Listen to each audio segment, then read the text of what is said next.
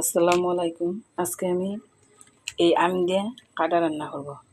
আর এই আমগুলো বাড়ির থেকে আনছে আমার ভাতিজা, আমাদের বাড়ির কাছে কাটা রান্না করব।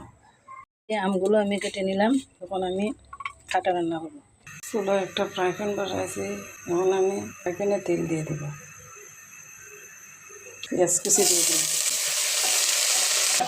পেঁয়াজ কুচি বাটা হয়ে গেছে, এখন আমি আম দিয়ে দেব। আম দিয়ে দিলাম, আমি আমের মধ্যে হলুদ দিয়ে দেব, চামচ লবণ দিয়ে দিলাম। এখন আমি পরিমাণ মতো পানি দিয়ে দিব। আমি এখন 1 কাপ পানি দিয়ে দিছি, ওটা সিদ্ধ, তারপর আমি একটু পানি দিয়ে দিব। আমগুলো সিদ্ধ হয়ে গেছে, এখন আমি পরিমাণ মতো পানি দিয়ে দিব। পানি হয়তো আরও লাগবে একটু, পানি দিয়ে দিছি। সাবুদানা দিয়ে দিলাম ঘন হওয়ার জন্য, আর ভাতের মাছ দিলে সাবুদানা না দিলে চলে।